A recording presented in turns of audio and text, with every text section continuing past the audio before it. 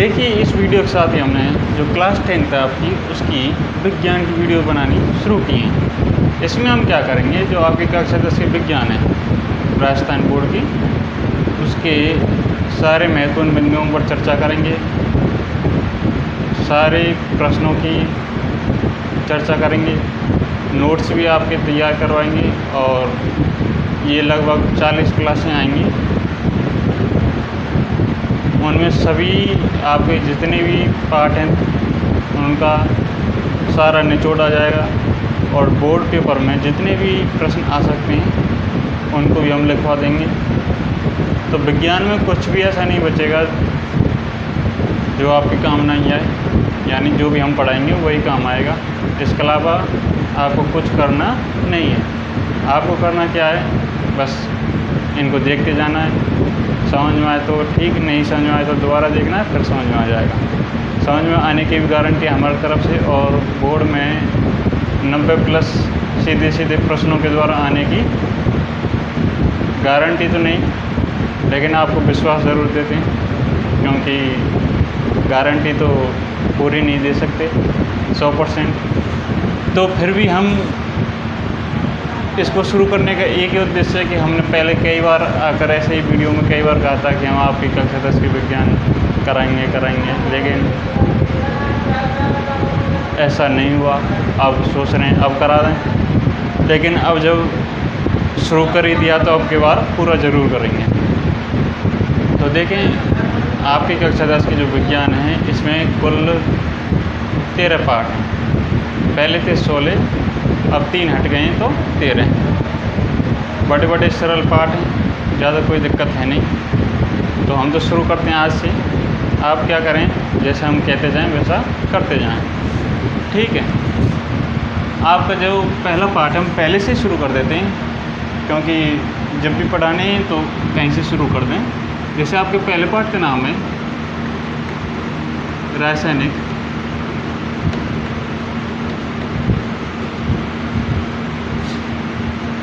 अभिक्रिया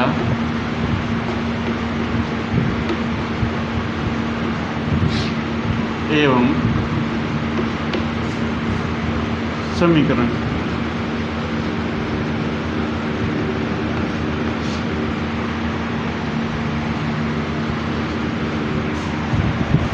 ये आपका पहला पार्ट है, रासायनिक अभिक्रिया एवं समीकरण।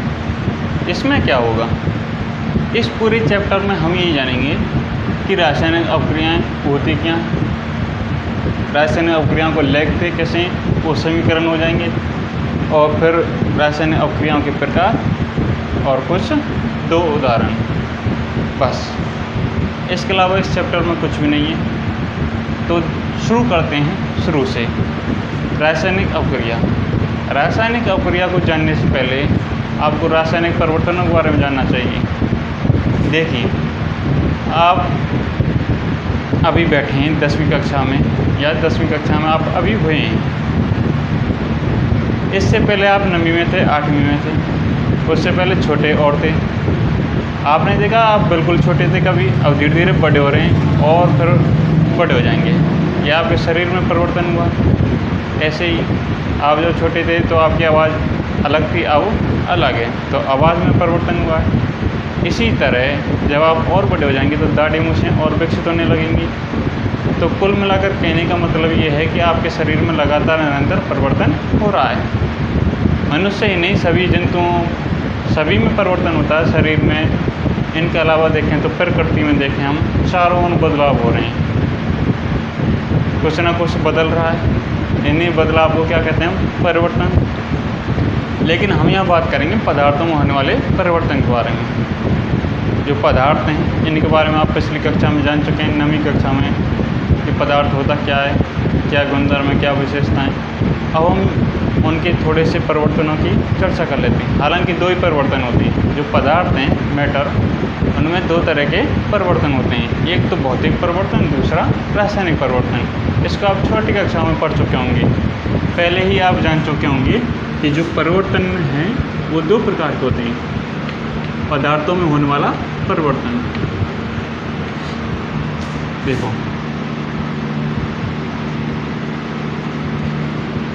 पदार्थों में होने वाले परिवर्तन, ये कितने तरह के होते हैं? 2। पहला याद रखेंगे भौतिक परिवर्तन,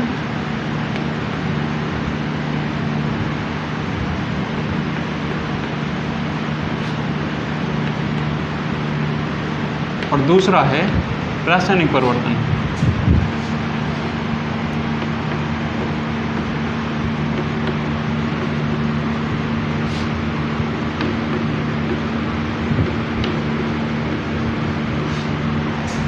कोई भी पदार्थ है उसमें 2 तरह के परिवर्तन होंगे, या तो एक भौतिक परिवर्तन या फिर रासायनिक परिवर्तन। देखो भौतिक परिवर्तन में क्या होता है, इसमें किसी पदार्थ का रासायनिक संगठन नहीं बदलता, केवल भौतिक उसके गुणधर्म ही बदलते हैं। कोई भी पदार्थ उसके जो भौतिक अवस्थाएं, भौतिक गुणधर्म है, उन्हीं में बदलाव हो, भौतिक परिवर्तन कहलाएगा। अगर किसी पदार्थ के रासायनिक संगठन में परिवर्तन हो, उसके रासायनिक संगठन बदल जाए तो उसके सूत्र भी बदल जाएंगे, तो एक कैसा परिवर्तन कहलाएगा? रासायनिक परिवर्तन। आमतौर पर ये भौतिक परिवर्तन, इनसे जो नया पदार्थ हमें दिखाई देता है या बदलाव दिखाई देता है, उससे हम मूल पदार्थ को प्राप्त कर सकते हैं। तो ऐसे परिवर्तन जिनसे हम मूल पदार्थ को वापस प्राप्त कर सकें उन्हें कहेंगे उत्क्रमणीय परिवर्तन। तो भौतिक परिवर्तन तो उत्क्रमणीय होते हैं, और ये होते हैं अनंतक्रमणीय परिवर्तन, यानी इनमें कोई नया पदार्थ बनाए तो उससे वापस पहले वाले पदार्थ को प्राप्त नहीं कर सकते। इस तरह के परिवर्तन अनंतक्रमणीय परिवर्तन कहलाते हैं। तो रासायनिक परिवर्तन कैसे होते हैं? अनंतक्रमणीय। भौतिक परिवर्तन उत्क्रमणीय। भौतिक परिवर्तन में जो ये पहले वाला है, इसमें किसी पदार्थ का रंग बदल सकता है, उसकी अवस्था बदल सकती है, उसका आकार बदल सकता है, उसका आकृति बदल सकती है। जैसे कि आपने जाना होगा, आप इनको जानते हैं, जैसे बर्फ़। सबसे पहले क्या होती है? वो पानी है। पानी को हम जमाएंगे तो वो क्या बन जाएगी? बर्फ़। टेम्परेचर कम करने पर बर्फ़। तो अब भी वो बर्फ़ है, यानी जो बर्फ़ है वो अब भी पानी है, यानी उसका सूत्र क्या है? H2O। और पानी जब पानी है द्रव में, लिक्विड रूप में, तो वो क्या है? H2O। उसके रासायनिक संगठन में कोई परिवर्तन नहीं हुआ है। किसमें हुआ? केवल अवस्था में। जब वो पानी रूप में होता तो द्रव लिक्विड होता है, और जब बर्फ़ बन गया तो ठोस यानी सॉलिड होता है। तो केवल अवस्था में परिवर्तन हुआ, तो ये भौतिक परिवर्तन। अगर इसी पानी को हम गर्म करें तो क्या बन जाएगी? भाप। भाप को गैस की अवस्था हो जाएगी, यानी केवल अवस्था में परिवर्तन हुआ है, रासायनिक संगठन में नहीं, तो भौतिक परिवर्तन कहलाएगा। अगर रासायनिक संगठन परिवर्तन हो तो रासायनिक परिवर्तन। जैसे आपने देखा होगा, भोजन का पाचन होता है हमारे शरीर में। भोजन जब हम करते हैं तो उसके शरीर में पाचन होता है, तो कैसा परिवर्तन है? रासायनिक परिवर्तन। चलो इसको छोड़ो, दूसरा देखें। जैसे दूध है, दूध को हम जमाते हैं तो क्या बनता है? दही। अब दही बिल्कुल अलग है, दूध बिल्कुल अलग है, बिल्कुल रासायनिक संगठन बदल गया। अब दही से वापस दूध को प्राप्त नहीं कर सकते, तो ये अनंतक्रमणीय परिवर्तन। लेकिन बर्फ़ से हम वापस पानी को प्राप्त कर सकते हैं, बर्फ़ को पिघला कर, तो ये उत्क्रमणीय परिवर्तन। इनके अलावा देखें, जैसे मैंने कागज़ का एक टुकड़ा लिया, तो हम देखते हो बच्चों को, या तुम भी, एक सीधा कागज़ लेते हैं कड़क सा, तो उसको एरोप्लेन बनाएं, तो उसकी आकृति बदल दी है, लेकिन अब भी वो कागज़ है, उसको हम दोबारा सीधा कर सकते हैं। तो कागज़ का मोड़ना या उससे हवाई जहाज बनाना, खिलौने बनाना, कैमरे बनाना, कुछ भी, तो कौन सा परिवर्तन है? भौतिक। कागज़ को जलाने की बात कहें तो क्या बन जाएगी? राख, और उसका रासायनिक संगठन बदल गया, तो ये रासायनिक परिवर्तन। तो कुल मिलाकर कहने का मतलब इतना सा ही है कि अगर पदार्थ की केवल भौतिक अवस्था में बदलें, अगर पदार्थ की केवल भौतिक अवस्थाएं बदलें, तो वह परिवर्तन भौतिक परिवर्तन कहलाएगा। ठीक। अगर रासायनिक संगठन में बदलाव हो तो रासायनिक परिवर्तन कहलाएगा। इसमें रासायनिक संगठन बदलता है।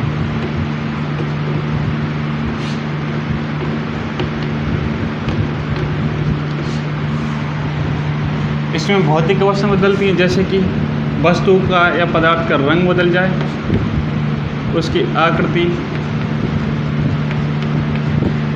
आकार,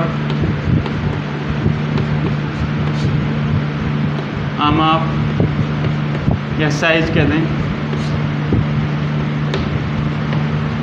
ठीक, अगर ये बदलें या कह दें अवस्था,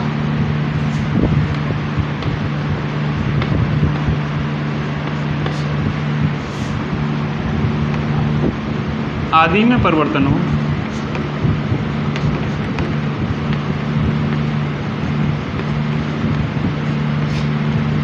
तो क्या कहलाएगा? भौतिक परिवर्तन। ठीक है, अगर किसी पदार्थ की रंग, आकृति, आकार, अमाप, अवस्था इनमें परिवर्तन हो, रासायनिक संगठन में नहीं हो तो भौतिक परिवर्तन कहलाएगा। अगर किसी पदार्थ के रासायनिक संगठन में परिवर्तन हो, उसकी संरचना ही बदल जाए पदार्थ की, तो रासायनिक परिवर्तन। हाँ, इसमें रंग भी बदल सकता है, उसका आकार भी बदल सकता है, लेकिन उसका रासायनिक संगठन बदल जाएगा और रासायनिक संरचना भी बदल जाएगी। ये महत्वपूर्ण है। इसमें ये भी बदलाव हो सकते हैं कि रंग बदल जाए, आकार बदल जाए, अवस्था बदल जाए, लेकिन ये ज़रूर होगा। ठीक है, जैसे इनके एग्जाम्पल देख लें। भौतिक परिवर्तन के उदाहरणों की बात करें तो जैसे एग्जाम्पल्स, बर्फ़ का पिघलना,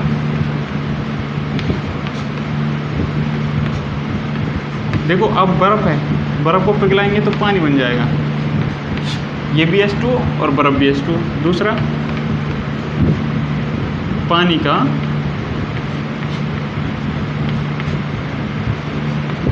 बर्फ़ में बदलना। ठीक, या जमना कहते हैं इसको, फ्रीजिंग। जैसे कागज को मोड़ना,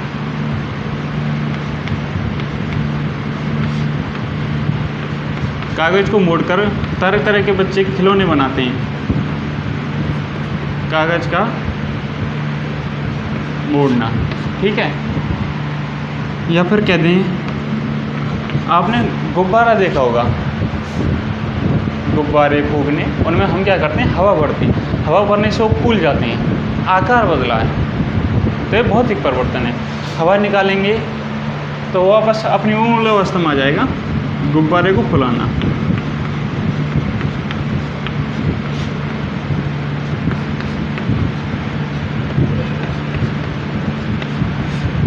ठीक, और भी हम ले सकते हैं। आपने क्या रोज़ देखते हैं हम, सुबह जैसे खाना बनता है उससे पहले रोटी बनती है, तो क्या होता है कि आटे को पहले छाना जाता है, चून को, फिर उसके बाद उसको गूँथा जाता है, फिर उसकी लोई बनाई जाती है। अब लोई देखिए, जो शुरू में सीखतर होती हैं या सीखतर होते हैं, उनको रोटी टेढ़ी मेढ़ी बन जाए, गोल नहीं बने लोई की, तो उसको दोबारा उसका आकार बदल के दूसरा आकार दिया जा सकता है। लेकिन अगर वो चूल्हे में चली जाए या उसको पका दें, अब रोटी का आकार नहीं बदल सकता। तो यहाँ पर आपको दो परिवर्तन दिख रहे हैं, भौतिक और रासायनिक दोनों। चूल्हे में जब पका दें उसको तो रासायनिक परिवर्तन हो गया, लेकिन उससे पहले जब लोई थी तो उसको हम किसी भी रूप में, गोल मटोल, लंबी चौड़ी ऊंची, कैसा भी डाल सकते हैं, तो भौतिक परिवर्तन।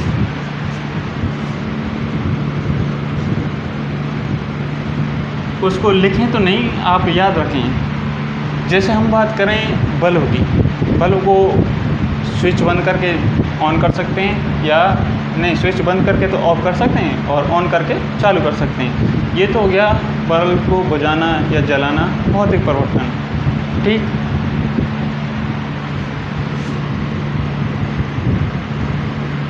इनके अलावा हम बस इसको लिख देंगे, बहुत सारे हैं, ज़्यादा इन पर ध्यान नहीं। हमारा ध्यान तो बस रासायनिक अभिक्रिया की ओर। उससे पहले हम रासायनिक परिवर्तन जान लेते हैं, क्योंकि रासायनिक परिवर्तनों को रासायनिक अभिक्रिया कहते हैं। इसके एग्जाम्पल देखें, जैसे दूध का दही बनना, बड़ा फेमस उदाहरण है, दूध का दही बनना।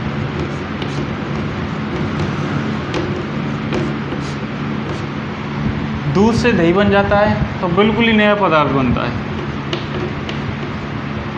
भोजन का जब शरीर में पाचन होता है तो यह भी रासायनिक परिवर्तन है भोजन का पाचन।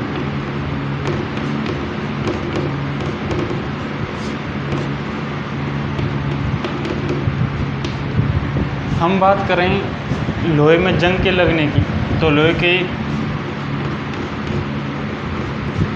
में जंग का लगना,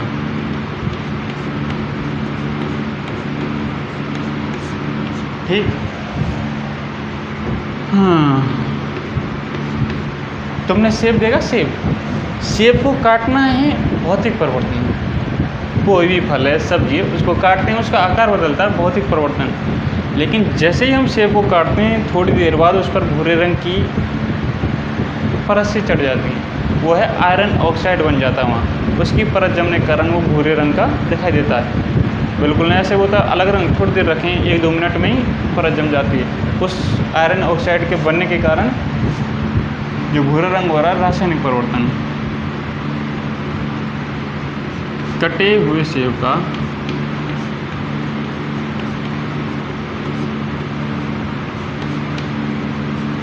भूरा होना, इसी को हम लिख सकते हैं फलों को काटना या सब्जी को काटना।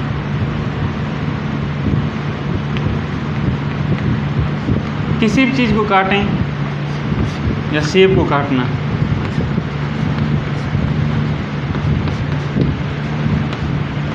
अब ऐसा नहीं फलों में से केवल सेब को काटना ही भौतिक परिवर्तन है। किसी को भी काटना, लकड़ी को, सब्जी को, भौतिक परिवर्तन। लेकिन कटे हुए सेब का भूरा होना रासायनिक परिवर्तन का उदाहरण है। विद्युत बल्ब का, ट्यूबलाइट का, जो भी हैं उनका बंद होना और चालू होना भौतिक परिवर्तन है, ठीक है। उसमें कोई ज़्यादा बदलाव नहीं हुआ है, बस ऊष्मा ही बंद और चालू हुई है। इसके अलावा हम इसके उदाहरण बहुत सारे देख सकते हैं, ठीक है। किसी भी पदार्थ को जलाते हैं हम, वो भौतिक परिवर्तन का उदाहरण है, क्योंकि हम उसमें उसकी क्रिया देखते हैं ऑक्सीजन के साथ। जैसे क्रिया होती है उसका संगठन बदल जाता है। किसी भी पदार्थ का दहन होना,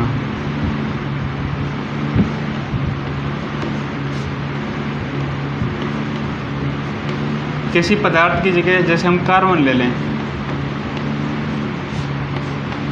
किसी भी पदार्थ का, कोई भी पदार्थ हो, अगर उसका दहन होगा तो उसकी ऑक्सीजन के साथ क्रिया होगी, यानी वो जलेगा, तो वो रासायनिक परिवर्तन। किसी पदार्थ का दहन होना,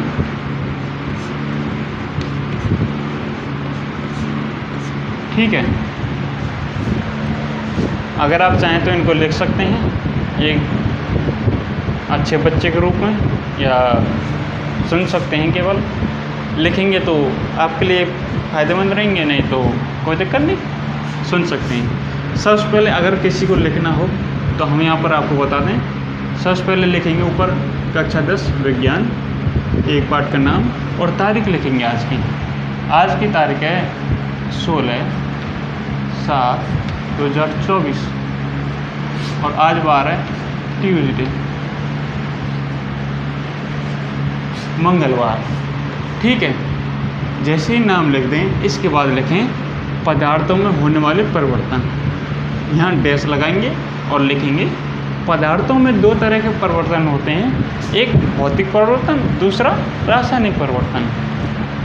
भौतिक परिवर्तन लिखकर इसमें डैश लगाकर लिखेंगे कि ऐसा परिवर्तन या वह परिवर्तन जिसमें पदार्थ की भौतिक अवस्थाएं बदलती हैं, उनके रासायनिक संगठन में कोई बदलाव नहीं होता, भौतिक परिवर्तन कहलाता है। भौतिक परिवर्तन में पदार्थ की रंग, आकृति, आकार, माप, अवस्था, साइज, इनमें बदलाव होता है।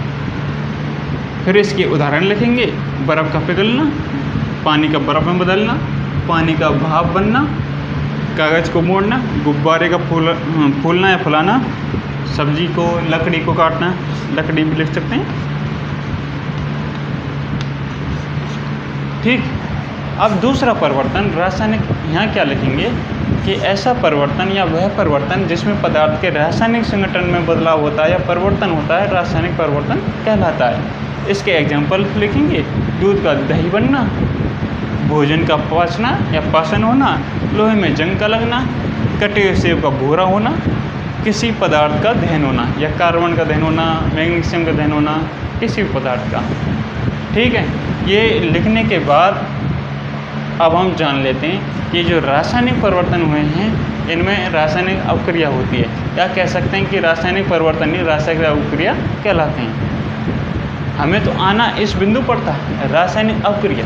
तो रासायनिक अवक्रिया किसे कह रहे हैं? जो ये रासायनिक परिवर्तन है इन्हीं को हम रासायनिक अवक्रिया कह रहे हैं। ये जो दूध का दही बना है, भोजन का पाचन हुआ है, शरीर में श्वसन हुआ है, लोहे में जंग लगा है, या दहन हुआ है, इन्हीं को हम रासायनिक अवक्रिया कहते हैं। इनमें क्या हुई है? रासायनिक अवक्रिया। तो रासायनिक परिवर्तनों को रासायनिक अवक्रिया कहते हैं, इतना याद रखें। इसी के लिए हमने ये परिवर्तन लिखे थे। अब देखते हैं जैसे कि रासायनिक अवक्रिया।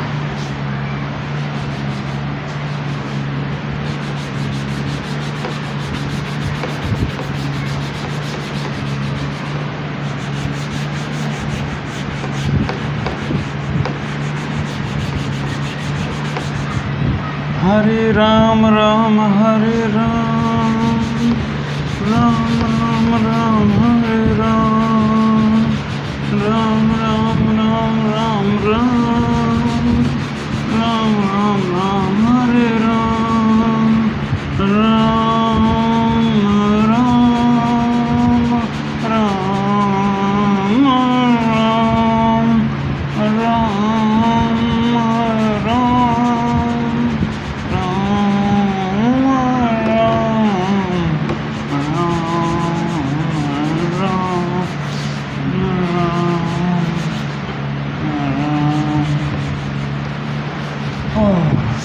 अब देखिए, अब क्या है कि हमने जान लिया कि रासायनिक परिवर्तनों को रासायनिक अवक्रिया कहते हैं। अब रासायनिक अवक्रिया इसको लिखते कैसे हैं, सबसे पहले ये जानते हैं, क्योंकि हमें समीकरण को पढ़ लेते हैं, फिर पूरा रासायनिक अवक्रिया ही पढ़ेंगे कि जो रासायनिक अवक्रिया हैं उन्हीं को हम कैसे लिख सकते हैं। उनको लिखने के लिए हम समीकरणों का प्रयोग करेंगे।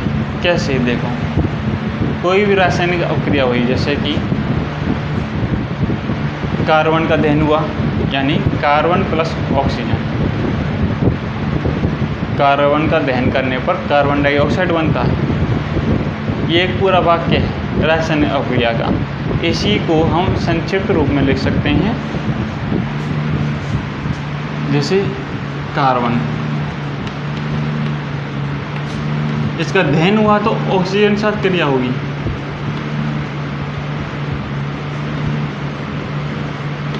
अब ये कैसे लिखना है इसी को बताऊंगा मैं, ध्यान से देखना। इसको हम लिख सकते हैं कार्बन डाइऑक्साइड,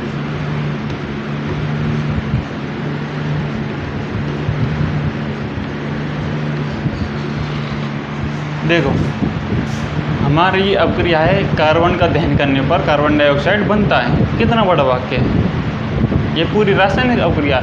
इसी को हम इन शब्दों के रूप में लिख सकते हैं सीधा सीधा। जैसे कार्बन का दहन किया तो ऑक्सीजन के साथ क्रिया हुई और क्या बना? Carbon dioxide. ये सरल रूप हो गया, संक्षिप्त।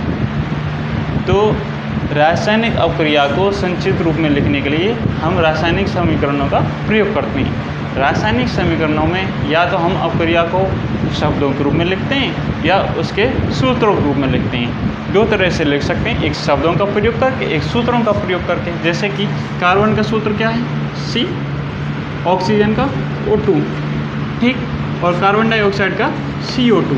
ये तो हम पहले ही अलग से जानते हैं। तो रासायनिक अवक्रिया को वाक्य के रूप में लिखना बहुत लंबा हो जाता है कि कार्बन का दहन करने पर कार्बन डाइऑक्साइड बनता है, ऐसे ही मैग्नीशियम का दहन करने पर मैग्नीशियम ऑक्साइड बनता है। तो इनको शब्दों के रूप में लिखकर संक्षिप्त किया जा सकता है या सूत्रों के रूप में लिखकर संक्षिप्त। तो शब्दों के रूप में लिखना कहलाएगा शब्द समीकरण और सूत्रों के रूप में लिखना सूत्र समीकरण। और रासायनिक अवक्रिया को संक्षिप्त करने की ये विधि कहलाएंगी रासायनिक समीकरण। ठीक है, तो आप लिख सकते हैं यहाँ पर रासायनिक समीकरण। रासायनिक अवक्रिया अभी लिखवा देंगे कि रासायनिक परिवर्तनों को रासायनिक अवक्रिया कहते हैं। उसके बाद इसी को डिटेल से पढ़ेंगे, समीकरण देख लें, रासायनिक समीकरण।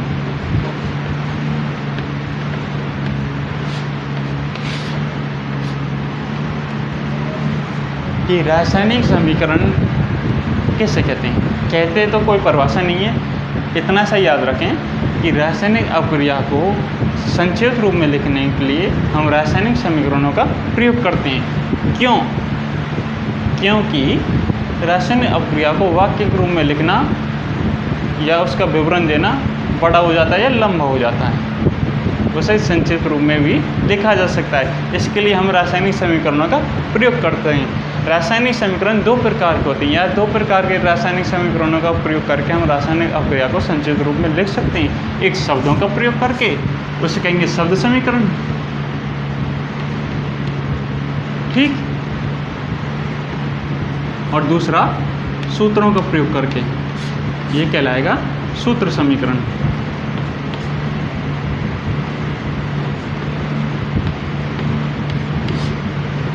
और जो बच्चे लिखना चाहते हैं कि रासायनिक समीकरणों को क्यों लिखा जाता है या शब्दों के रूप में क्यों लिखा जाता है, सूत्र समीकरण के रूप में क्यों लिखा जाता है, तो आप लिख सकते हैं कि किसी, जो लिखेगा उसके बेहतर नोट्स बन जाएंगे, जो नहीं लिखेगा वो देखता जाए और उसके समझ में आता जाएगा। क्योंकि यहाँ से किसी को जोर तो दिया नहीं जा सकता, ये आपकी चॉइस के ऊपर निर्भर है।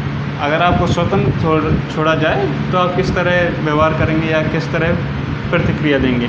अगर आप लिखेंगे तो ये आपके ही काम आएंगे, नहीं तो आप इनको देख सकते हैं, लिखें तब भी देख सकते हैं। किसी रासायनिक, अगर आपको ये नीचे दिखाई नहीं दे तो आप सुन सकते हैं, सुनकर भी लिख सकते हैं। किसी रासायनिक अपक्रिया को वाक्य के रूप में लिखना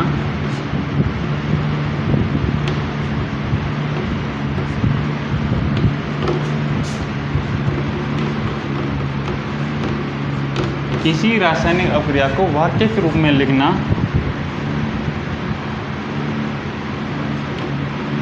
या उसका विवरण देना बड़ा लंबा हो जाता है।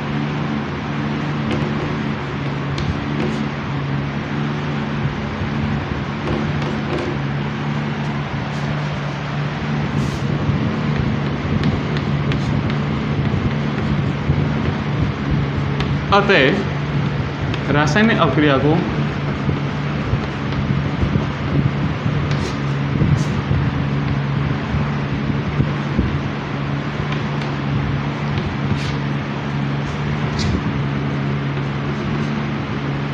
रासायनिक समीकरणों का प्रयोग करके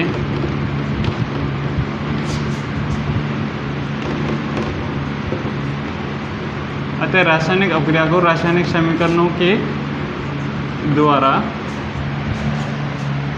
या प्रयोग करके संक्षिप्त रूप में लिखा जा सकता है।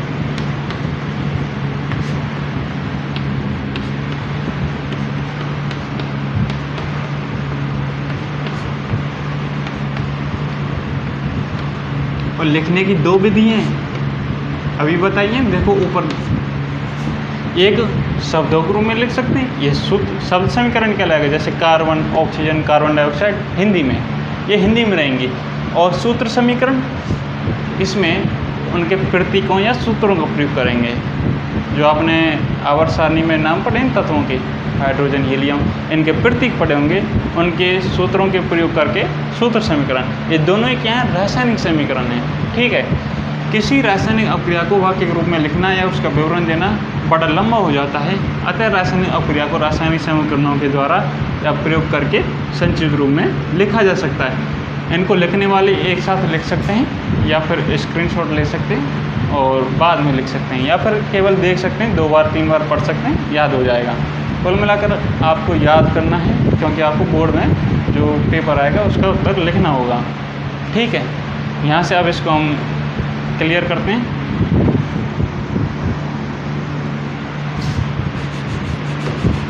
ये आज पहली क्लास है और पहली क्लास से हमने शुरुआत कर दी है। हमारा उद्देश्य है कि 40 क्लास के भीतर आपकी क्लास 10 की साइंस कंप्लीट की जाए। हालांकि इसमें कुछ है नहीं 10th की साइंस में, लेकिन बच्चे बहुत होते हैं, हर साल आते हैं, तो सोचा कि इसको क्लियर कर दें। और हमने कई बार कहा भी था इस यूट्यूब चैनल पर कि हम कभी 10वीं की साइंस कराएंगे और कंप्लीट कराएंगे। साल भर हो गई, 2 साल हो गई, लगा कि एक बार क्लियर ही कर दें, ठीक है, क्योंकि अब पढ़ाने का मौका मिले ना मिले।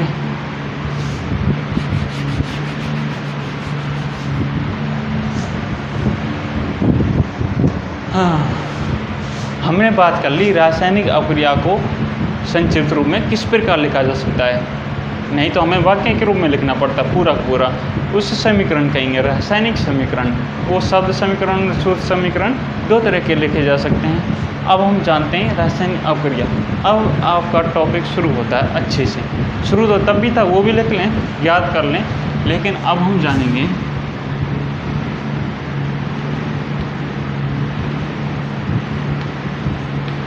इससे पहले एक पॉइंट और देख लें। रासायनिक अभिक्रिया को हम इनके प्रकारों को शुरू करें, एक और समीकरणों से संबंधित कुछ 1-2 पॉइंट और हैं, उनको देख लें। देखो, अब हम जानेंगे कि रासायनिक समीकरण को लिखते कैसे। जो रासायनिक समीकरण अभी हमने पढ़े, उनको लिखते कैसे हैं।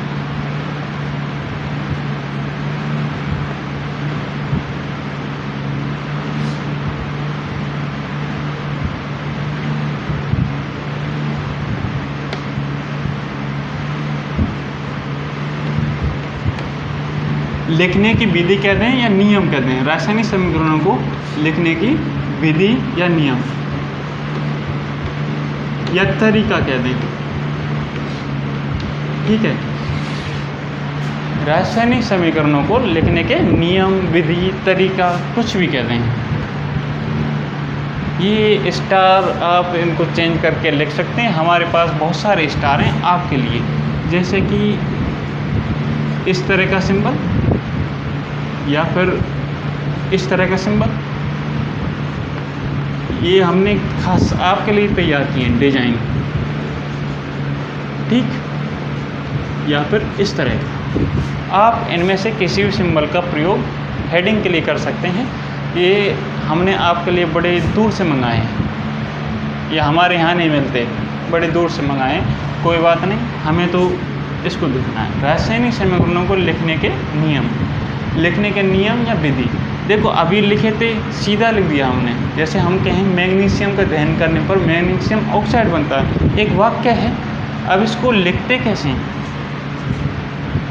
जो रासायनिक अभिक्रिया हो रही है वो जिन पदार्थों के मध्य हो रही है, और उसके दौरान जो नया पदार्थ बनता है, वो 2 पदार्थ हो गए। देखो, एक तो वे पदार्थ जिनमें रासायनिक अभिक्रिया हो रही है या रासायनिक परिवर्तन हो रहा है, एक वो परिवर्तन के बाद जो नया पदार्थ बनेगा, एक वो जो परिवर्तन के बाद नया पदार्थ बनेंगे उन्हें कहेंगे उत्पाद, और जो जिनके मध्य अभिक्रिया हो रही है, रासायनिक परिवर्तन हो रहा है, उन्हें कहेंगे अभिकारक। इस बात को याद रखें। अब रासायनिक अभिक्रिया में जो इनके मध्य परिवर्तन हो अभिकारक, उन्हें रासायनिक समीकरण में लिखते समय बाईं ओर लिखेंगे, ठीक है। उत्पाद और अभिकारक इनकी परिभाषा लिखवा देंगे। अभी पहले इसको देखें। किसी रासायनिक समीकरण में, कोई सा भी रासायनिक समीकरण हो,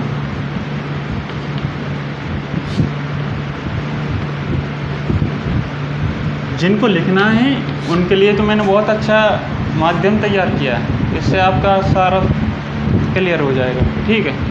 किसी रासायनिक समीकरण में अभिकारक अगर एक से ज़्यादा हैं, हो सकते हैं, एक भी हो सकता है या एक से ज़्यादा हो सकती हैं, तो अभिकारकों का प्रयोग, अभिकारकों शब्द लिख रही हैं। किसी रासायनिक समीकरण में अभिकारकों को देखो, अभिकारकों को बाईं ओर लिखेंगे, उत्पाद को दाईं ओर लिखेंगे, और अभिकारक से उत्पाद की ओर तीर का निशान लगाएंगे, एरो का साइन, चिन्ह, साइन, निशान, कुछ भी।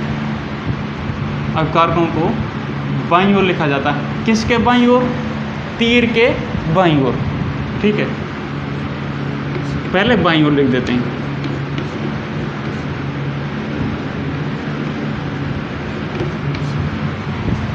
अवकारकों को बाईं ओर। अब कौन बचे? उत्पाद, यानी जो नया पदार्थ बन रहा है, तथा उत्पाद एक भी हो सकता है या अधिक हो सकते हैं। अधिक होंगे तो उत्पादों, तथा उत्पादों को दाईं ओर लिखा जाता है।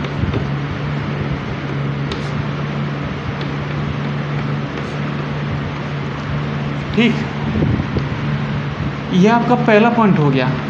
पॉइंट से कोई फर्क नहीं है, बिंदु याद रहने चाहिए। ठीक है। अब दूसरा, अभिकारक से हम एक मानकर चल रहे हैं, या चलो बहुत सारे मान लें। अभिकारकों से उत्पाद एक ही मान लें, चलो कोई दिक्कत नहीं, कितनी हो तुम्हें तो। अभिकारकों से उत्पाद की ओर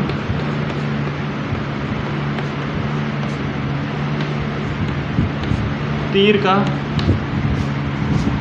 चिन्ह लगाते हैं या निशान लगाते हैं, तीर का निशान ऐसा।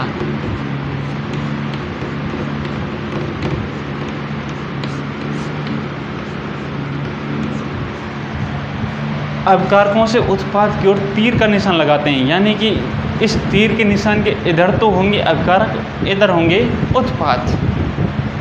अगर अभिकारक एक से ज़्यादा हैं तो इनके बीच में प्लस का चिन्ह लगाएंगे। अगर उत्पाद एक से ज़्यादा हैं तो इनके बीच में प्लस का चिन्ह लगाएंगे। लेकिन ये रहेंगे इधर, तीर के अभिकारक रहेंगे इधर। ठीक,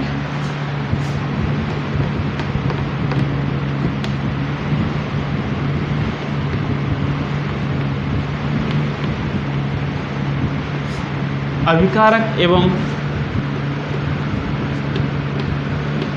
उत्पाद के एक से ज़्यादा होने पर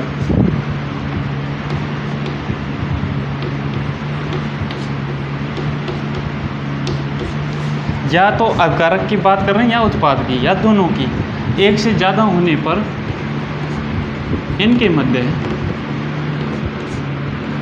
अगर आपको आवाज़ नहीं आ रही है तो कमेंट करके बताएं, है ना। मुझे पता नहीं, मैं तो देखूँगा ही नहीं इसको। तो तुम्हें कोई प्रॉब्लम हो तो वो बताएं, आवाज़ की। वैसे इनकी कोई दिक्कत नहीं आएगी, ये तो हम कंप्लीट कराएंगे। होने पर इनके मध्य प्लस का चिन्ह, प्लस तो आप जानते हैं, छोटी कक्षा में सिखाते हैं, एक और एक को जोड़ते हैं तो इनके मध्य प्लस लगाया तो हो जाएंगे 2। ऐसे ये प्लस का चिन्ह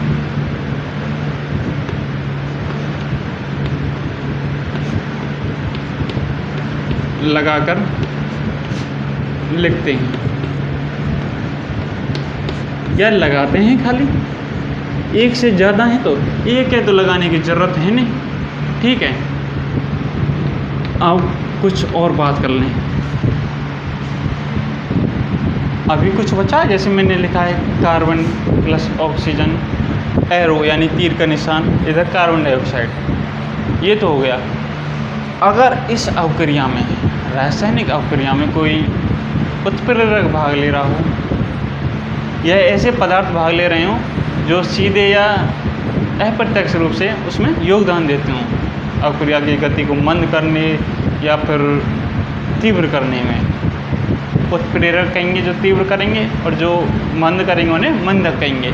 इनको हम इस तीर के निशान के ऊपर या नीचे लिखते हैं। जैसे आपने प्रकाश संश्लेषण अवक्रिया पढ़ी हो छोटी कक्षाओं में, जैसे 7वीं 6ठी सभी कक्षाओं में मिलती है लगभग। उसमें क्या करते हैं, इधर जो अवकारक हैं, इधर ये बाएं वाला हिस्सा, ये दाएं वाला, तुम्हारे लिए देखो तो यहाँ जैसे देखेंगे कार्बन डाइऑक्साइड जल, इनके बीच प्लस, तीर का निशान इधर, इसके ऊपर लिखेंगे सूर्य का प्रकाश, नीचे क्लोरोफिल या क्लोरोफिल सूर्य प्रकाश। ये अवक्रिया में भाग ले रहे हैं। ऐसे ही जो उत्प्रेरक हैं, मंदक हैं, उनको हम इस तीर के निशान के ऊपर या नीचे लिखते हैं। लिख लेते हैं उत्प्रेरक रासायनिक अवक्रिया में भाग लेने वाले। ठीक है, रासायनिक अवक्रिया में भाग नहीं लेंगे तो बाकी को हम लिखेंगे क्यों? जो भाग ले रहे हैं उन्हीं को। रासायनिक अभिक्रिया में भाग लेने वाले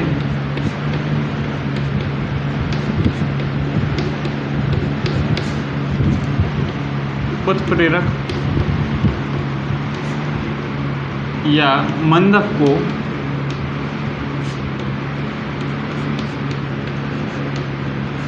तीर के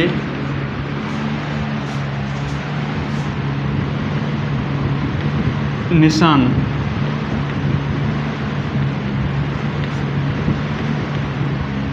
के ऊपर या नीचे लिखते हैं, क्योंकि दोनों आ जाएं तो एक को तो ऊपर लिखना पड़ेगा, एक को नीचे। ऊपर या नीचे लिखते हैं, या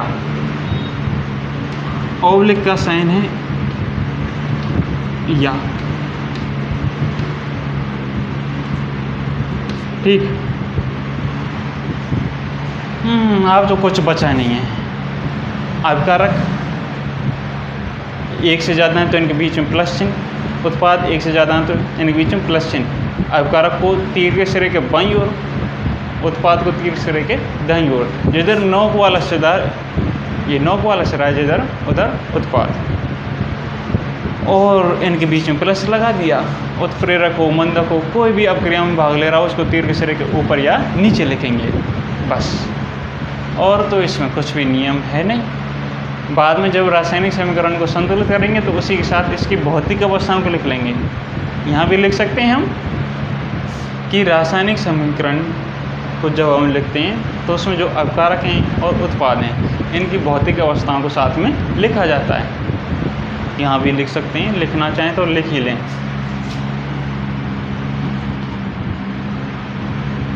रासायनिक समीकरण में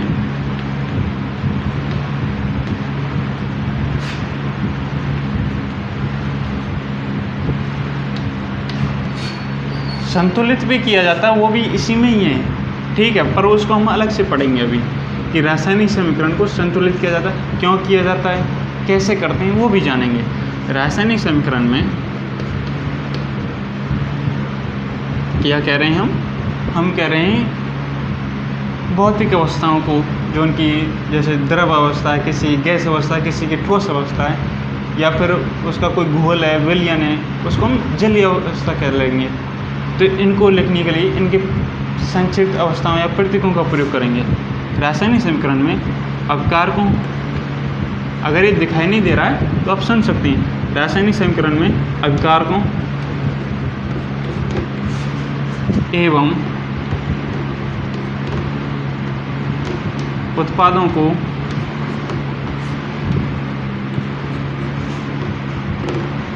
उनकी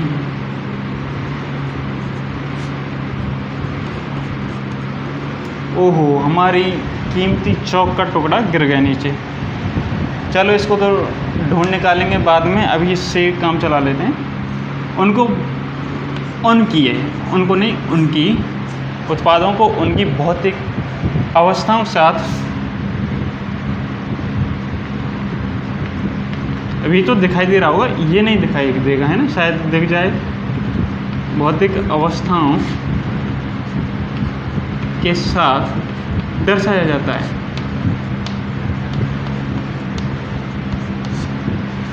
इसको आप फ्री ऑफ कॉस्ट समझ के नेगलेक्ट ना करें क्लास को।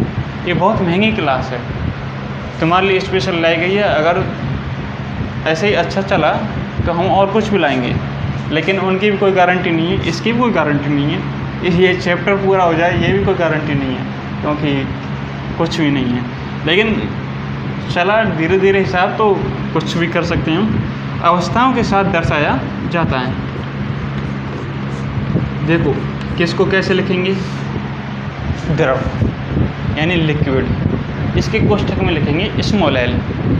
जैसे H2O आ जाए यानी पानी, जैसे ही H2O आ जाए, ये H2O, तो इसके कोष्ठक में नीचे लिखेंगे स्मॉल एल। इससे हमें पता चल जाएगा ये द्रव है, लिक्विड अवस्था में।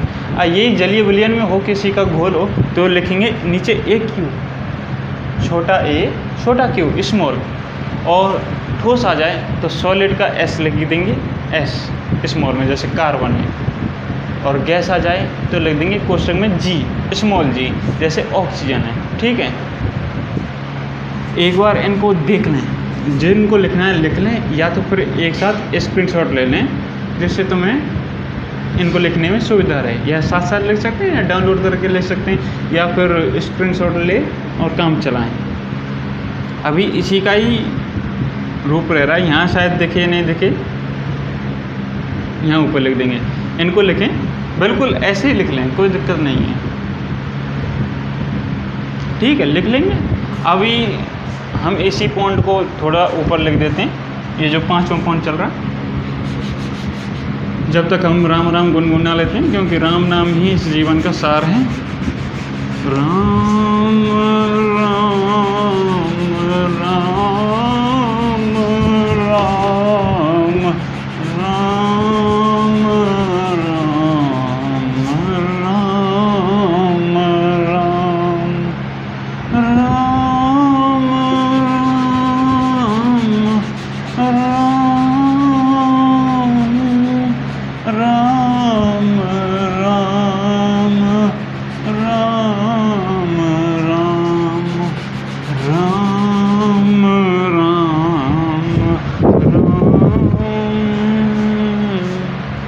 अभिकारकों एवं उत्पादों को उनकी भौतिक अवस्थाओं के साथ, जैसे हमने बात की, कोई पदार्थ ठोस ले लें पहले, जैसे पिछली कक्षा 9वीं में आपने पहले ही पाठ में पढ़ा होगा, पदार्थ, उसके गुणधर्म, फिर उसकी अवस्थाएं भी जानी थी, ठोस, द्रव, गैस, इनके अलावा 2 अवस्थाएं और जानी थी। ठीक है, लेकिन हम यहाँ इनकी अवस्थाओं की बात कर रहे हैं जो अभिकारक और उत्पाद हैं। अभिकारक उत्पाद क्या होते हैं, इनकी परिभाषा भी लिखेंगे, थोड़ा सा इसको लिख लेते हैं कि अगर पदार्थ यानी अभिकारक या उत्पाद कोई सा भी ठोस की अवस्था में है, ठोस हो, तो उसके कोष्ठक में लिखेंगे स्मॉल s। ठीक है, द्रव है तो लिखेंगे लिक्विड का स्मॉल l। अगर गैसीय अवस्था में है तो लिखेंगे जी। कहाँ लिखेंगे, जो वो तत्व आएगा या उसका जो सूत्र आएगा उसी के कोष्ठक में ऐसे लिख देंगे। अगर जलीय अवस्था आए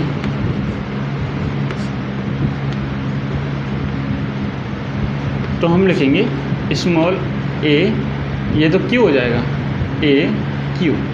ठीक है, इस प्रकार ये तो इसी पॉइंट में इसके साथ लिखने हैं कि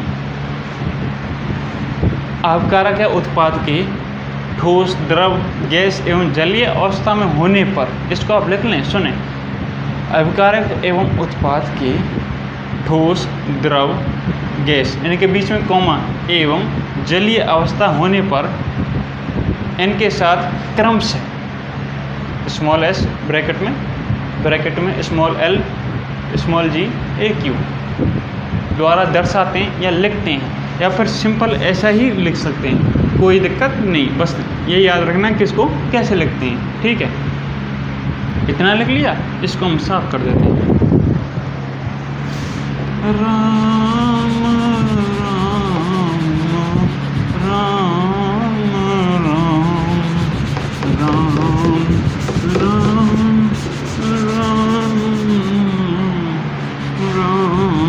राम।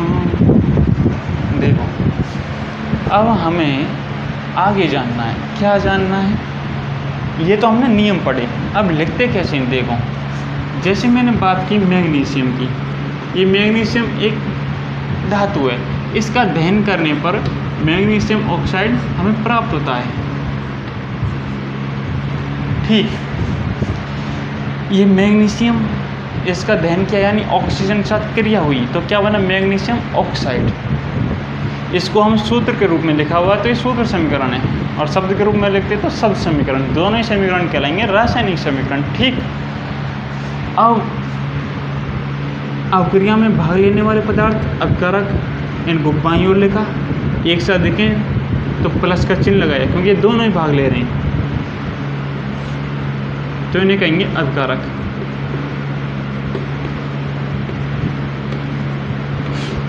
ओके, और अभिक्रिया के संपन्न होने के बाद या परिवर्तन होने के बाद जो नया पदार्थ बना है उसे कहेंगे उत्पाद। क्योंकि एक है तो प्लस का चिन्ह लगाने की ज़रूरत नहीं पड़ी, एक से अधिक होते तो प्लस का चिन्ह लगाते हैं। ओके, अवकारक से उत्पाद की ओर तीर का सिरा लगाते हैं या निशान लगाते हैं, ये हमने लगा दिया। इसकी नोक उत्पाद की ओर रहेगी हमेशा, ये याद रखें। ऐसा हो इधर पानी होता इधर बर्फ़ होती तो बर्फ़ से भी पानी बन सकता है, बर्फ़ से पानी, पानी से बर्फ़, तो अपग्रेड दोनों ओर संपन्न होती है, तो उसके लिए हम इस चिन्ह का प्रयोग करते हैं। ठीक है, यहाँ पानी होता है, यहाँ बर्फ़ होता। पानी को जमाएंगे तो बर्फ़ बनेगी, बर्फ़ को पिघलाएंगे या गर्म करेंगे तो पानी बनेगा। ये दोनों तरफ संपन्न हो रही है।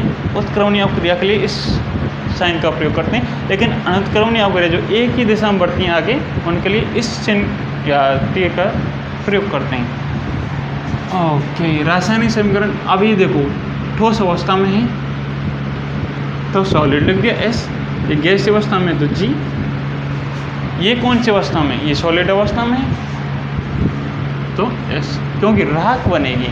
राख हमेशा कैसी रहेगी, सॉलिड। और आप देख सकते हैं ये तो इसको आप उदाहरण के रूप में लिख सकते हैं, इसको उदाहरण लिख सकते हैं। ठीक है, ये एक ही एग्जांपल है, बहुत सारे हो सकते हैं। पूरा पाठ अपक्रियाओं का है तो वहाँ देख लेंगे। जैसे कार्बन प्लस ऑक्सीजन अभी लिखी थी, सरल सरल सी अपक्रियाएं सबसे पहले लिख रहा हूँ जिससे तुम्हें कोई दिक्कत नहीं हो। ये सॉलिड अवस्था में है, ये गैस है, ये भी गैस है। कार्बन डाइऑक्साइड क्या, गैस। अपकारक की हो जाएंगे बाईं ओर, उत्पाद दाईं ओर। एक से अधिक है तो प्लस का चिन्ह, ये एक है तो प्लस के चिन्ह की जरूरत नहीं। अपकारक से उत्पाद की ओर तीर का सिरा। इतने नियम हमने पढ़े थे, इनमें कोई उत्प्रेरक या मंदक तो बाहर नहीं ले रहे, इसलिए तीर के सिरे के ऊपर या नीचे कुछ नहीं लिखना। ठीक है, इन दोनों को आप लिख सकते हैं। इसके बाद इसको हम यहीं कंप्लीट करते हैं। ये जो हेडिंग थी ये यहीं कंप्लीट होती है। ओके,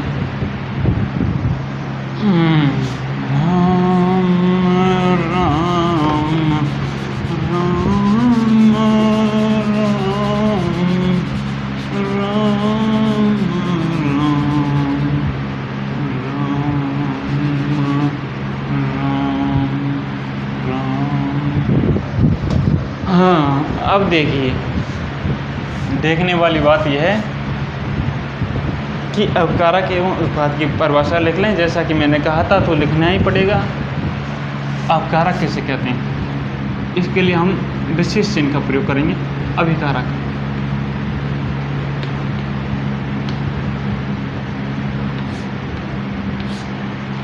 यानी ऐसा पदार्थ या ऐसे पदार्थ, क्योंकि एक हुआ तो एक, ऐसा बहुत सारे होते हैं ऐसे जिनमें परिवर्तन होता है, जिनके मध्य रासायनिक अपक्रिया होती है, अपकारक कहलाते हैं। सीधी सी बात है, ज़्यादा याद हो गया होगा। ऐसे पदार्थ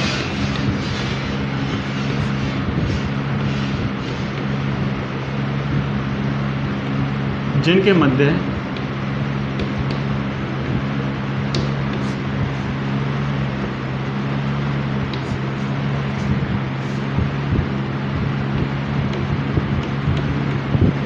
रासायनिक अपक्रिया या परिवर्तन एक ही कह लें, रासायनिक अपक्रिया कह लें या परिवर्तन कह लें, एक ही बात है। जिनके मध्य रासायनिक परिवर्तन होता है या रासायनिक अपक्रिया होती है।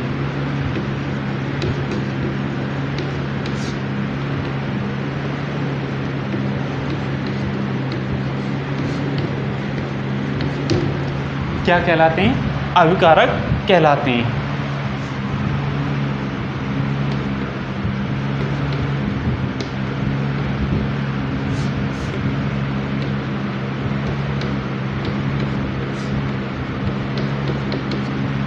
अब यहीं लिख सकते हैं उत्पाद को भी हम, इसके साइन अलग, कोई बात नहीं, साइन से ये तो एक ही बात है ना। उत्पाद,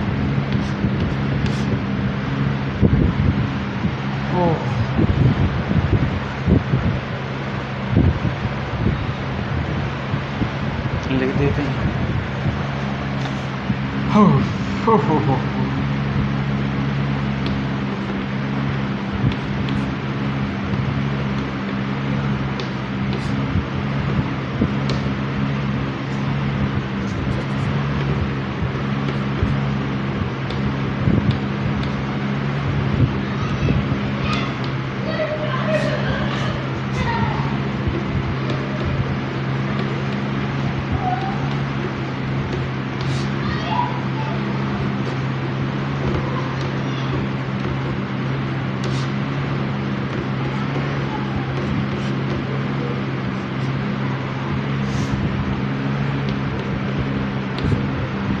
हाँ, ऐसे पदार्थ जो रासायनिक अभिक्रिया के संपन्न होने के बाद प्राप्त होते हैं उत्पाद कहलाते हैं।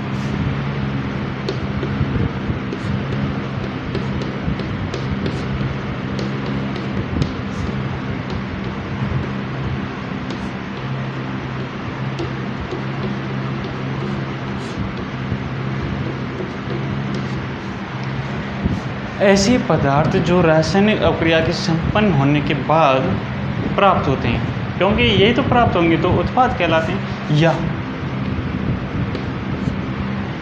एक और लिख सकते हैं, रासायनिक अभिक्रिया के दौरान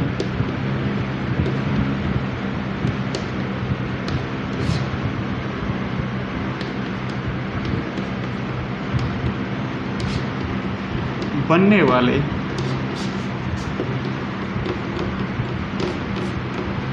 नए पदार्थ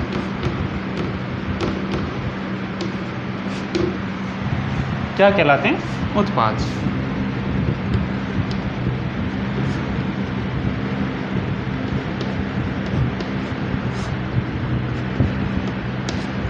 ठीक है, ये अभी हमने लिख लिए थे कि इधर जैसे हमने लिया मैग्नीशियम प्लस ऑक्सीजन, ये दोनों जिनके मध्य अपक्रिया हुई है अपकारक कहलाए।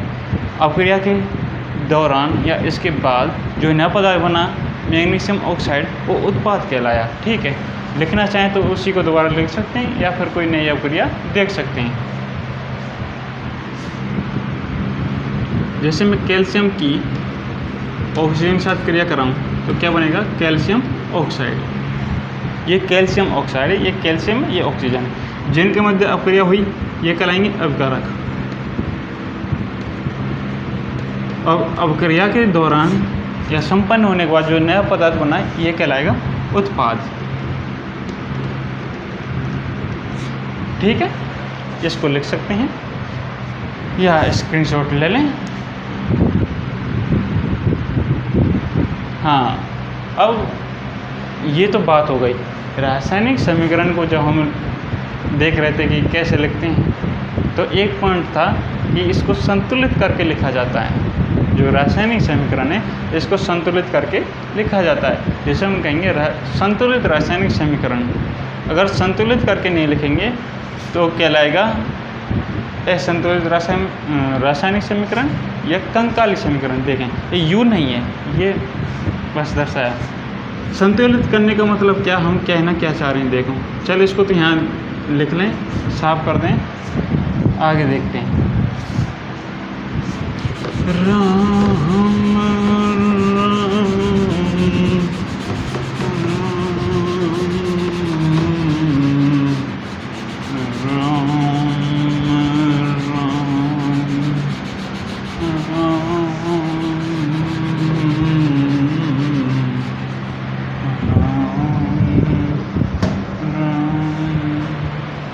देखो, जैसे मैंने बात की यहाँ पर मैग्नीशियम, ये आपकी जो बुक है NCERT उसका फेमस एग्जाम्पल है, इसलिए इसको यहाँ लिख देता हूँ, क्योंकि वो पूछेंगे तो बुक में से ही।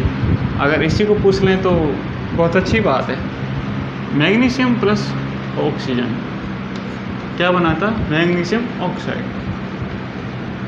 देखने वाली बात ये है कि हमें इनके तीर के सिरे के इधर और इधर दोनों और तत्वों की संख्या को गिन कर देखते हैं। देखो, यहाँ पर मैग्नीशियम 1 है, यहाँ पर भी कितना है? 1। यहाँ पर ऑक्सीजन 2 हैं, यहाँ कितनी है? 1। तो इससे चक्कर ये पड़ रहा है कि ये यहाँ पर जो 2 ऑक्सीजन थी ये 1 कैसे हो गई? 1 कहाँ गई? उसको कौन खा गया या कौन निकल गया? धरती निकल गई या आसमान खा गया? ऐसी कोई भी बात नहीं है, वो उसी में रहेगा। अब हम उसे इस समीकरण में लिखेंगे केवल। क्यों लिखेंगे? ऐसी ज़रूरत क्यों पड़ी? नहीं लिखें तो क्या होगा? देखो, पिछले साल कक्षा 9 में आपने अध्ययन किया था दूसरे या तीसरे पाठ में द्रव्यमान संरक्षण का नियम। ठीक है, लॉ ऑफ मास कंजर्वेशन। वो क्या कहता है द्रव्यमान संरक्षण का नियम? कि किसी भी रासायनिक अभिक्रिया में ना तो द्रव्यमान का निर्माण होता है और ना ही विनाश। यानी कोई भी रासायनिक अपक्रिया हुई है, ना तो आप द्रव्यमान को नष्ट कर सकते हैं, ना उसमें उसका निर्माण कर सकते हैं या उसको उत्पन्न कर सकते हैं। ना तो उत्पन्न कर सकते हैं आप, ना उसको नष्ट कर सकते हैं। तो जब ना तो हम नष्ट कर सकते हैं, ना निर्माण कर सकते हैं, तो जो अपक्रिया के पहले जितने तत्व हैं वो अपक्रिया के बाद उतने ही रहेंगे। ठीक है, यही द्रव्यमान संरक्षण का नियम है। तो हमें यहाँ देखना है कि यहाँ यहाँ ऑक्सीजन कितनी है, दो परमाणु हैं ऑक्सीजन के, यहाँ एक है, तो यहाँ भी ये 2 होने चाहिए। तो कैसे करेंगे, अब इसको हम संतुलित करेंगे। ये तो है असंतुलित रासायनिक समीकरण, ये संतुलित नहीं है, इसी को हम कहेंगे कंकाली समीकरण। ठीक है, संतुलित करने के लिए क्या करेंगे, जैसे यहाँ 2 ऑक्सीजन है तो यहाँ भी आगे 2 लिख देंगे, यहाँ 2 नहीं लिखेंगे। ध्यान रखें, जब भी किसी रासायनिक अपक्रिया को संतुलित करना हो तो यहाँ लिखेंगे तो उसका सूत्र बदल जाएगा, उसके आगे आगे लिख सकते हैं। ठीक है, अब यहाँ मैग्नीशियम कितनी होगी, 2, यहाँ ऑक्सीजन 2, ऑक्सीजन 2 ऑक्सीजन, यहाँ भी 2। ठीक है, लेकिन ये 2 मैग्नीशियम है तो इसको भी 2 कर देंगे ऐसे। ये हो गया संतुलित समीकरण।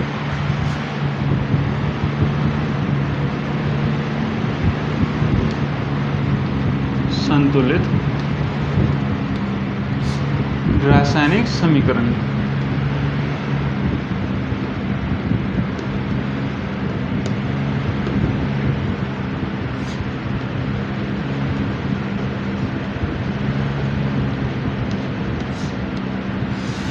ओके, संतुलित रासायनिक समीकरण, इसमें क्या करेंगे, अपक्रिया के पहले और उसके पश्चात प्रत्येक तत्व के परमाणु संख्या को गिनेंगे, अगर बराबर नहीं है तो उसको बराबर करेंगे, उस तत्व के या सूत्र के आगे गुणांक लगाकर, ये गुणांक है, जितनी ज़रूरत हो उतनी सभी को बराबर करके छोड़ेंगे, वही संतुलित समीकरण कहलाएगा।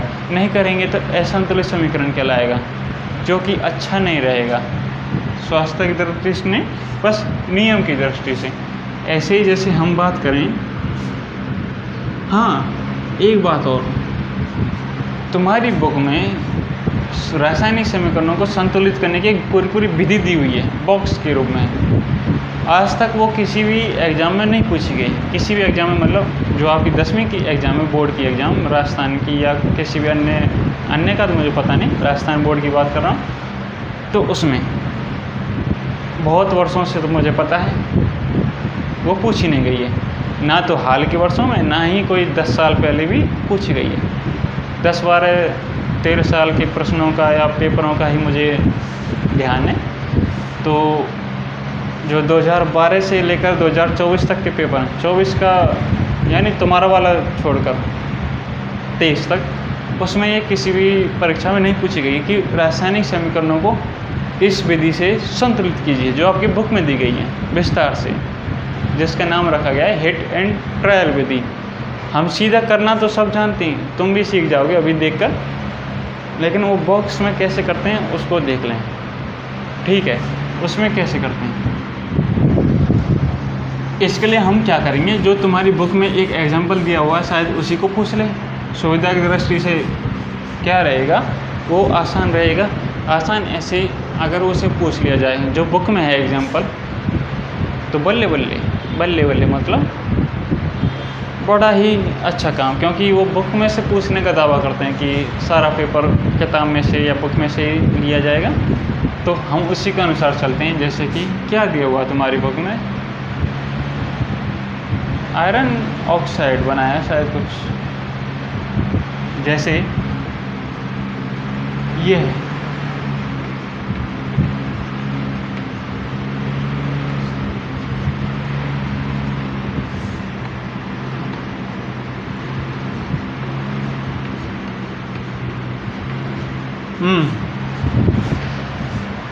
Fe+H2, हालांकि जल के साथ सामान्य क्रिया नहीं करता, वो अभी ऐसे नहीं बताएंगे। ये क्या बनाए, Fe3O4+H2। यहाँ आयरन 3 है, यहाँ आयरन 1 है, Fe यानी आयरन लोहा, यहाँ ऑक्सीजन 4 हैं, यहाँ 1, यहाँ हाइड्रोजन 2 हैं, या 2, ये तो बराबर है, ऑक्सीजन और आयरन नहीं है। तो इसको संतुलित करेंगे नियम से, तरीके से, स्टेप बाय स्टेप, जिसमें स्टेप को हिंदी में लिख देंगे जैसे चरण, फर्स्ट सेकंड थर्ड फोर्थ, जितने चलेंगे उतने। कैसे करेंगे? सबसे पहले देखिए, सुन लें।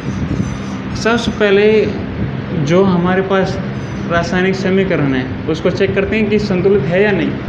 संतुलित हो तो करने की ज़रूरत ही नहीं, क्यों क्वेश्चन पर नहीं है। तब पहले चरण में इनके चारों ओर एक बॉक्स बनाएंगे, इसके चारों ओर, इसके चारों ओर। पहले चरण में केवल बॉक्स बनाकर लिख देंगे, बस, कुछ नहीं करना। दूसरा चरण, स्टेप सेकंड, इसमें क्या करेंगे? जो सबसे ज़्यादा परमाणु है जिस तत्व के, उसको संतुलित करने का प्रयास करेंगे। यहाँ देखो, ऑक्सीजन के सबसे ज़्यादा तत्व में 4, इसको संतुलित करेंगे। यहाँ 1 है तो यहाँ 4 लिख देंगे, ये 4 हो गया, ठीक है, बराबर। फिर किसी को भी संतुलित करेंगे। यहाँ आयरन 3 है तो यहाँ 3 लिख देंगे। हाइड्रोजन 2 है, 2 संतुलित हो गई, वेरी गुड। अब इसी को स्टेप बाय स्टेप लिख लेते हैं। ये कोई असंतुलित समीकरण है, इसको संतुलित करना है। देखें, स्टेप फर्स्ट, ये चरण फर्स्ट लिख दें।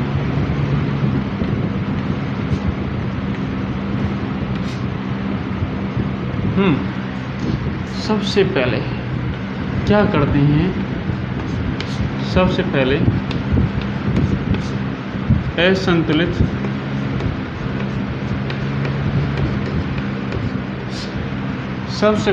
असंतुलित रासायनिक समीकरण के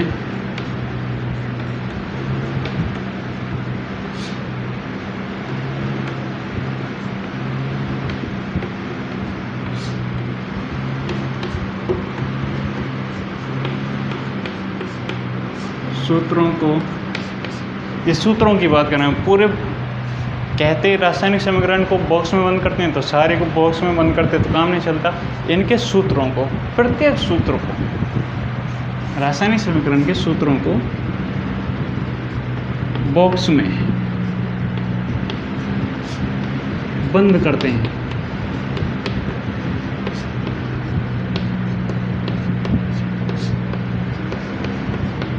ठीक है, सबसे पहला काम ये करना है और कुछ नहीं करना।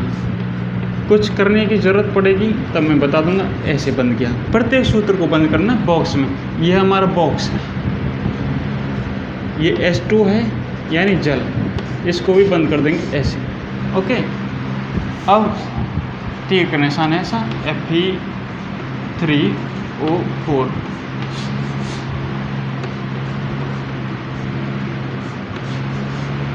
ये तो हो गया हमारा स्टेप फर्स्ट। क्या किया? कुछ नहीं किया, सिंपल इनके चारों ओर एक बॉक्स बना लिया, इनको एक पेटिका में बंद कर दिया, कहीं भाग नहीं जाएं। मान लो इसको संतुलित करें, ये दिक्कत दे जाए, या इसको संतुलित करें तो ऑक्सीजन भाग जाए, कहीं ऑक्सीजन संतुलित करें तो एक आयरन कम हो जाए, इसलिए बॉक्स में बंद किया। बड़े ध्यान से सुनना, कहीं भाग ना जाए, इसलिए बॉक्स में बंद किया। अब स्टेप सेकंड देखते हैं, कह दें चरण द्वितीय या 2, चरण 2। आवाज़ तो आ रही है ना? नहीं आ रही तो बोर्ड पे देखने से काम चल जाएगा, अगली वीडियो में हम उसमें सुधार ले आएंगे।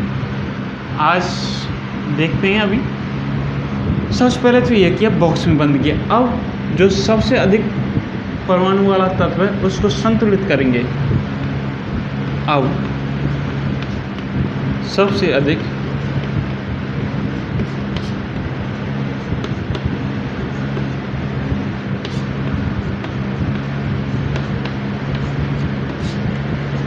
परमाणु वाले तत्व को संतुलित करते हैं। संतुलित करना तो तुम्हें अलग से सीखना है, वो सीख लिया। अब संतुलित करते हैं। देखो किसको? आयरन के 4 हैं, नहीं 3 है, ऑक्सीजन 4। पहले ऑक्सीजन को संतुलित करते हैं। जैसे ऑक्सीजन परमाणु, ऑक्सीजन परमाणु की बात करें तो अकारक में देखें कितनी ऑक्सीजन है।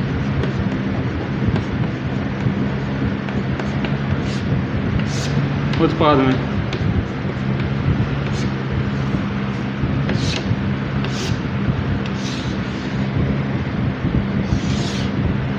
ऑक्सीजन परमाणु की संख्या देख रहे हैं। ऑक्सीजन परमाणु कितने अवकारक में?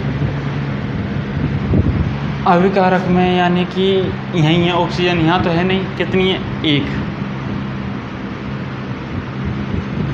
H2O में है कितनी है? 1। ठीक है। उत्पाद में कितनी है? 4। Fe3O4 में कितनी है? 4। यहाँ तो 4 है, यहाँ 1 है, यहाँ 1 है, यहाँ 4 है। तो ये कितनी होनी चाहिए जिससे कि बराबर हो जाए? 4। ये तो 4 है, इसको कम नहीं कर सकते, इसको ज़्यादा कर सकते हैं। कैसे? इसके आगे हम 4 लगाएं, यहाँ नहीं लगाएं, यहाँ लगाएं आगे।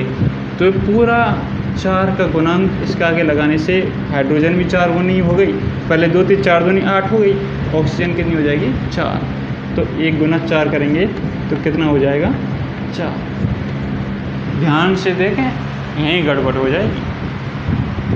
H2O इसमें 1 ही ऑक्सीजन थी, 1, यहाँ 4 है। तो इसको ज़्यादा करेंगे तो क्या करेंगे? इसके आगे 4 लिख देंगे। तो 1 गुना 4, देखो यहाँ कितनी ऑक्सीजन हो जाएंगी? 4। तो 4 लिख दिया, हो गया काम। ऑक्सीजन को संतुलित करना था, हो गया।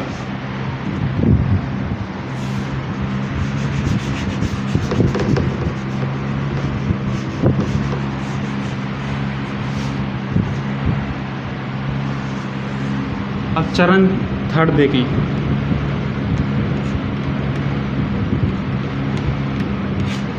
देखो, अब किसी और तत्व को या परमाणु को संतुलित करेंगे।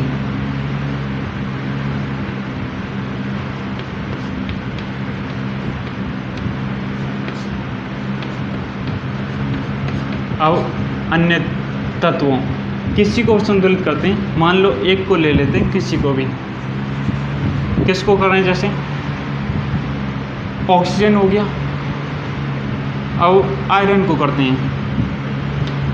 अब अन्य तत्व आयरन को संतुलित करते हैं।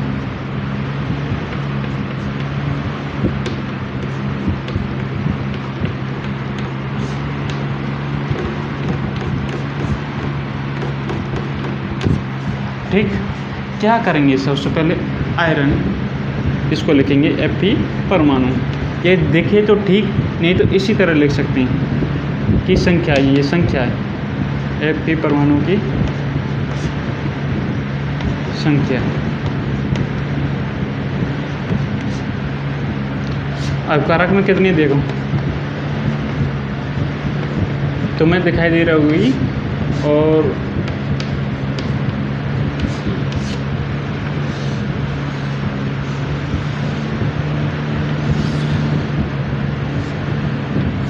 अगर ये नहीं दिखाई दे रहा हो तो भी कोई दिक्कत नहीं है। देखो, इसके बाद देखनी है अब इन परमाणु संख्या, इससे नहीं देखनी है, अब इससे देखनी है। यहाँ देखो Fe, देखो यहाँ कोई बदलाव नहीं किया, यहाँ Fe है नहीं, तो अब इसी से काम चलाएंगे। यहाँ Fe 1 है, यहाँ 3 है, ये 3 है। देखो यहाँ तो Fe है 1, कितना है? 1। और यहाँ कितने हैं? Fe3O4 में 3। इसमें Fe आयरन 3 है, इसमें 1 है, तो इसका आगे कितना गुणांक लगा देंगे? 3। तो ये हो जाएगा 3। तो 3 गुना 1 करेंगे तो कितना हो जाएगा? 3। अब देखो आयरन संतुलित हो गया। ठीक है, इसी को अभी इतना लिख सकते हैं। 1-2 स्टेप और आगे बढ़ेंगे, उसको इसके बाद लिखेंगे। या तो स्क्रीनशॉट ले लें या लिख लें। लिख लिया, इसको लिखना है, इसको लिखना है। अब आयरन को संतुलित कर लिया, सबसे पहले किया। देखो ध्यान से सुन ले, एक बार समझ में आ जाए। इनके चारों ओर बॉक्स बनाएंगे, प्रत्येक के बॉक्स बना लिए। अब सबसे ज़्यादा परमाणु वाला तत्व ऑक्सीजन है, इसको संतुलित करेंगे। पहले अवकारक में देखेंगे, फिर उत्पाद में। अवकारक में H2O में 1 ऑक्सीजन है, उत्पाद में Fe3O4 में 4 हैं, तो इसके आगे 4 लिख देंगे। ये संतुलित हो गई। अब आयरन को संतुलित करो चाहे हाइड्रोजन को, आयरन को कर रहे हैं तो यहाँ 1 है यहाँ 3 है तो इसके आगे 3 लिख देंगे। ऐसे बॉक्स बना करना है, बस हो गया काम। अब हाइड्रोजन संतुलित करेंगे, हाइड्रोजन ठीक है।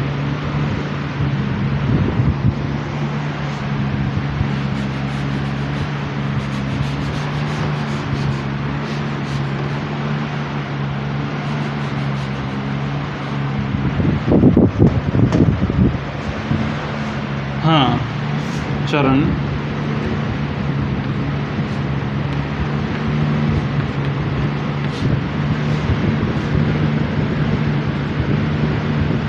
हाइड्रोजन परमाणु को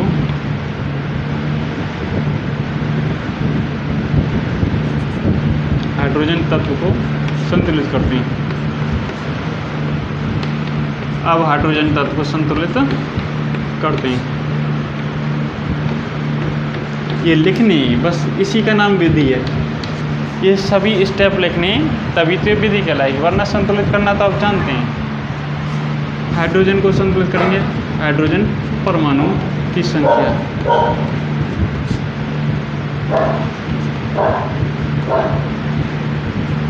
चलो इसको साफ कर देता हूँ जिससे तुम्हें दिक्कत नहीं हो देखने में, ये मिक्सअप ना हो।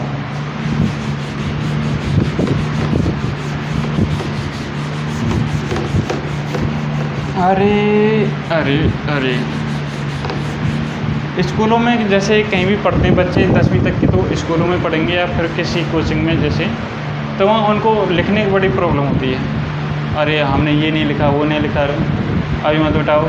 यहाँ तुम्हें ऐसी कोई दिक्कत नहीं है, यहाँ काम 1 नंबर का, और ना ही कोई आवाज़ करने वाला, किसी को डिस्टरबेंस होता, किसी का साथी इतना बुरा होता है उसको नीचे गिराना चाहता किसी दूसरे को खास को, तो वहाँ ऐसा कोई सिस्टम नहीं। जिसका जितना ध्यान होगा वो उतना ही पाएगा। अब कारक में बात करें और उत्पाद में,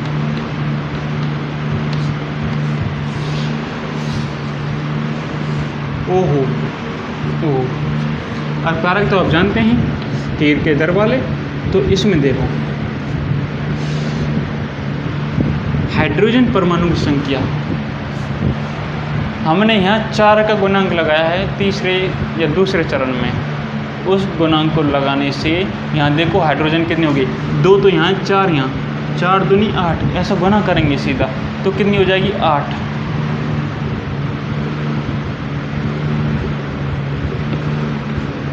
कितने हो जाएंगे 8।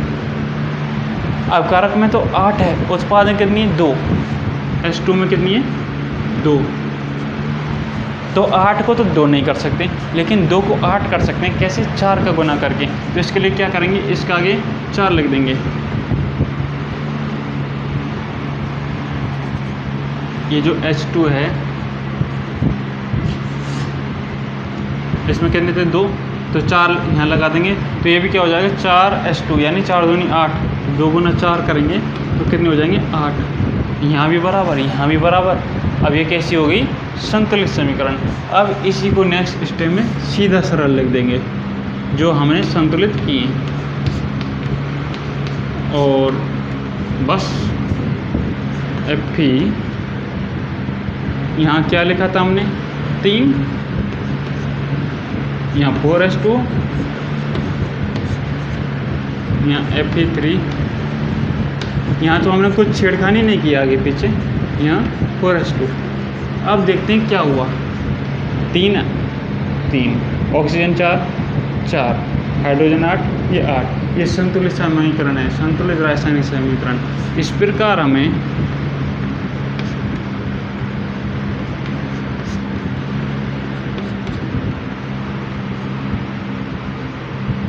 संतुलित समीकरण प्राप्त होती है।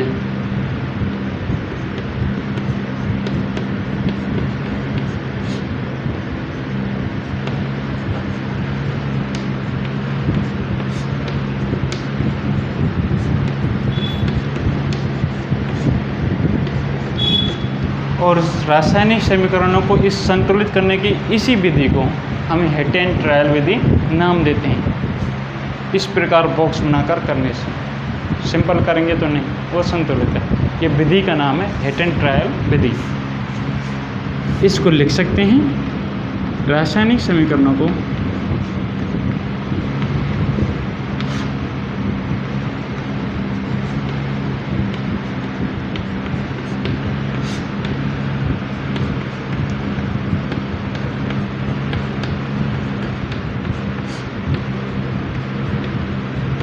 संतुलित करने की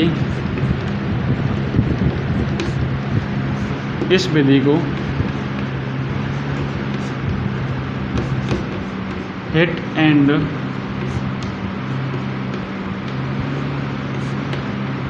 ट्रायल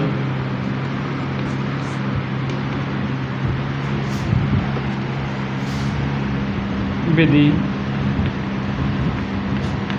कहते हैं। ये तो बस तुम्हें याद रखना है। क्यों कहते हैं? क्योंकि इसमें या इस विधि में तत्वों को या परमाणुओं को उनकी सबसे छोटी संख्या के पूर्णांक गुणज के रूप में संतुलित करने की कोशिश करते हैं। इसलिए जिनको इतना समझ में आ गया वो इसको लिखेंगे या लिख सकते हैं, स्क्रीनशॉट ले सकते हैं, और यहाँ तक लिखने के बाद आप लिख सकते हैं क्यों कहते हैं हिट एंड ट्रायल विधि इसको। क्योंकि इस विधि में तत्वों को या परमाणु को उनकी सबसे छोटी पूर्णांक संख्या के गुणज के रूप में संतुलित करने का प्रयास करते हैं। इसलिए इस विधि को हिट एंड ट्रायल विधि के नाम से जाना जाता है। तो आज की क्लास में हमने क्या जाना? देखो, शुरुआत ही की थी क्लास 10th की जो साइंस है उसमें चैप्टर 1 NCERT राजस्थान बोर्ड के लिए सबसे पहला नाम रासायनिक अपक्रिया में समीकरण। इसमें हमने जाना कि रासायनिक अपक्रिया किन्हें कहते हैं। तो रासायनिक परिवर्तनों को रासायनिक अपक्रिया कहते हैं। रासायनिक परिवर्तनों को समझाने के लिए हमने परिवर्तन को ही समझाया कि परिवर्तन जो कि पदार्थों में होते हैं मुख्यतः 2 प्रकार के, भौतिक और रासायनिक, दोनों अच्छे से समझाए। ठीक, इसके बाद रासायनिक समीकरण क्यों लिखते हैं? क्योंकि हमें उसको जो रासायनिक अपक्रिया उसको वाक्य के रूप में लिखने से बड़ा लंबा विवरण हो जाता है, इसलिए संक्षिप्त रूप में लिखने के लिए समीकरण का प्रयोग करते हैं। 2 तरह से लिखते हैं, शब्द समीकरण, सूत्र समीकरण। अब रासायनिक समीकरणों को लिखने के नियम भी जाने, अभिकारक को तीर के सिरे के बाईं ओर, उत्पाद को दाईं ओर, उनके बीच में प्लस का चिन्ह और इत्यादि। फिर हमने जाना है रासायनिक समीकरण को संतुलित करना कैसे करते हैं वो आप जानते हैं, और ये विधि सीख लें। ये पेपर में आ सकती है, आई नहीं है, ठीक है। वैसे आप सब जानते हैं कि इनको संतुलित कैसे करें।